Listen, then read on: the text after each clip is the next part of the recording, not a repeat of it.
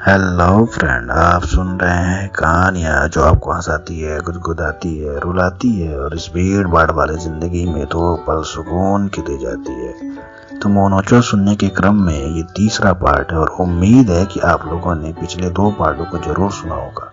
अगर आप नहीं सुने हैं तो जाइए पिछले 2 पार्ट सुन लीजिए ताकि आप कहानी को समझ सके, उससे कनेक्ट हो सके। तो चलिए आते हैं अपने कहानी की तरफ, मोनोचो पार्ट 3 पे। पिछले पार्ट में हम लोगों ने देखा कि मोनोचो का आतंक पूरे उत्तर प्रदेश में फैल गया है और उसी उत्तर प्रदेश के गांव अंजोरिया के मुखिया जी के बेटे जीतू भैया और उनके मित्र पवन भैया इन सब बातों से बेखौफ और अनजान है और अपनी मस्ती में जी रहे हैं। मुखिया जी ने अपने बेटे जीतू भैया को गांव के ही सरपंच को रात को 10:30 बजे स्टेशन से ले आने के लिए बोला था। जीतू भैया भूल जाते हैं और उन्हें जाने में लेट हो जाती है और उनका इंतजार करके थक चुके सरपंच जी के बड़े भाई खुद ही स्टेशन से बाहर निकल के टैक्सी की तलाश में आते हैं और उन्हें एक पान की गुमटी दिखाई देती है और उस पान की गुमटी की तरफ जाते हैं। और अब सुनते हैं आगे पार्ट 3। वो उस गुमटी के पास गए तो देखा कि गुमटी चारों तरफ से बंद थी। उसमें एक बहुत ही छोटी सी खिड़कीनुमा दरवाजा लगा हुआ था और उसमें से रेडियो की आवाज आ रही थी। उन्होंने उस खिड़की की तरफ देख करके बोला, कोई है? अरे भाई साहब, कोई है क्या अंदर? अचानक से उस रेडियो की आवाज आना बंद हो गई और एक शख्स उस खिड़की पे आकर के बोला, अरे क्या चाहिए आपको? दुकान बंद हो गया है। उन्होंने बोला, जी मुझे कुछ चाहिए तो नहीं, यहाँ कोई टैक्सी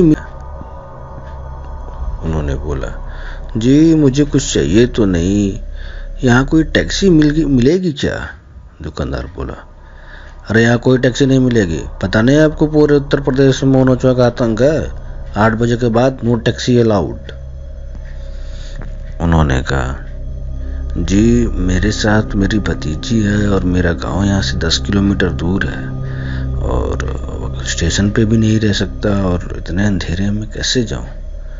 अगर आपको कुछ पता हो, कोई टैक्सी वाले का नंबर हो तो क्या आप दे सकते हैं? दुकानदार बोला, देखिए यहाँ से 2 किलोमीटर दूर एक चौराहा है, वहीं पे कुछ टैक्सी वाले रहते हैं। आप जाइए, अगर आपकी किस्मत अच्छी रही तो चौराहे पे टैक्सी वाला मिल जाएंगे। राम अवतार जी उस टैक्सी वाले को शुक्रिया बोल के उस चौराहे की तरफ एक सुनसान रोड पे चल देते हैं। एक हाथ में उनकी भतीजी का हाथ है और दूसरे हाथ में उनका सामान और साथ में है वो सन्नाटों से भरा हुआ वह सड़क। इधर जीतू और पवन अभी 4 किलोमीटर ही आगे आए होंगे कि अचानक जीतू की मोटरसाइकिल बंद हो जाती है। जीतू की मोटरसाइकिल को बंद देखकर पवन भी अपनी मोटरसाइकिल रोकता है और पूछता है, जीतू अरे क्या हुआ? जीतू, पता नहीं यार, कहाँ है मोटरसाइकिल, या बंद हो गया। किक मार रहा है लेकिन स्टार्टर नहीं हो रहा। पवन, लाओ हमको दिखाओ। पवन किक मारना शुरू करता है लेकिन मोटरसाइकिल स्टार्ट नहीं होती है। वो बार बार मोटरसाइकिल का तेल बंद करता है, ऑफ करता है, ऑन करता है, रिजर्व में करता है, लेकिन मोटरसाइकिल स्टार्ट नहीं होती है। अचानक कुत्ते भौंकना शुरू कर देते हैं।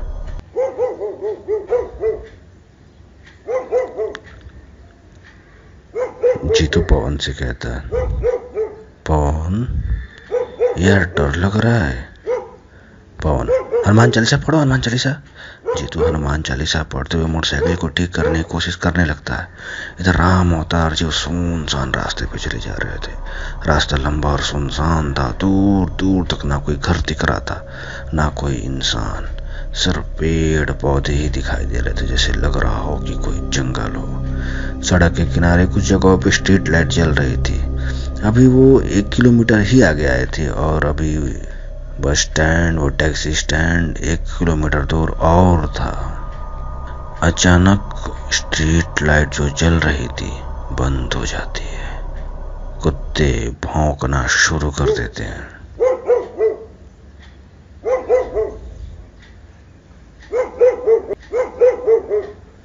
उनकी भतीजी डर जाती है और बोलती है, काका, मुझे डर लग रहा है काका, राम अवतार बोलते हैं। अरे इसमें डरने की क्या बात है, अरे लाइट तो आती जाती रहती है। अरे ये उत्तर प्रदेश है भैया, यहाँ बिजली की समस्या आदिकाल से शुरू हुई अनंत काल तक चलेगी, समझे।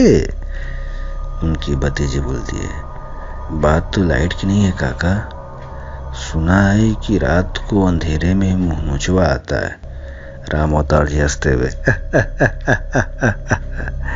अरे पगली, तू भी इन सब बातों पर विश्वास कर ली क्या? अरे सब धोखा है, सब फेक न्यूज है, अफवाह है, समझी। मोचा नोचा थोड़ी कुछ होता है। अरे भैया, कुछ लोग अपने फायदे के लिए सब अफवाह फैलाते हैं, समझी। तुम चिंता मत करो इन सब चीजों का। मुंह जो आएगा ना तो हम एक डंडा मारेंगे अपने लठिया से, अब वही बेहोश होकर गिर जाएगा, समझी। पागल कहीं कहीं की मुंह नोचो को भरोसा कर रही है। राम अवतार जी को इतना बोलना ही था कि तभी अचानक न जाने क्यों तेज हवा चलने लगती है।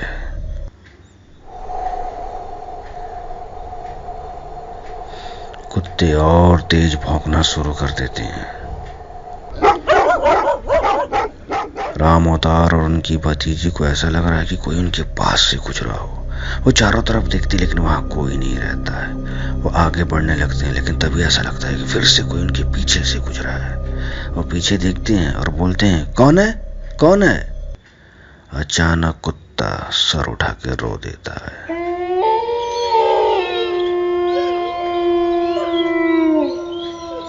उनकी भतीजी डर से उनका हाथ जोर से पकड़ लेती है। वो दोनों तेजी से एक पेड़ की तरफ जाने लगते हैं और उस पेड़ के पीछे जाकर के दोनों छिप जाते हैं। थोड़ी देर बाद तेज हवा चलना शांत हो जाती है, बंद हो जाती है। राम अवतार बोले, हवा रुक गई है, तुम यहीं रुको, हम जरा देखते हैं कि क्या मामला है, सब कुछ ठीक है कि नहीं। ठीक है, यहीं रहना, जब तक हम बोले तो निकलना नहीं। ये बोल के राम अवतार जी सड़क के ठीक बीचों बीच पे चले आते हैं।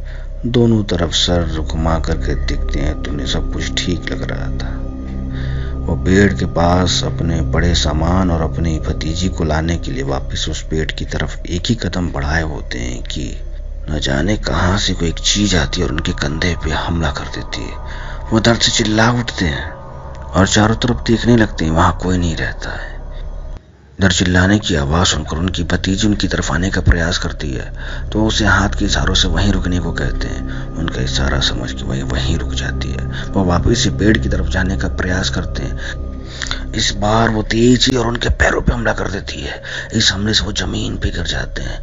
जमीन पे गिर के वो एक हाथ से उस पेड़ की तरफ जाने का प्रयास कर रहे होते तब तक वो चीज आती है और उनके पीठ पे हमला कर देती है। उस हमले से वो दर्द से एकदम भयंकर रूप से चिल्ला देते हैं।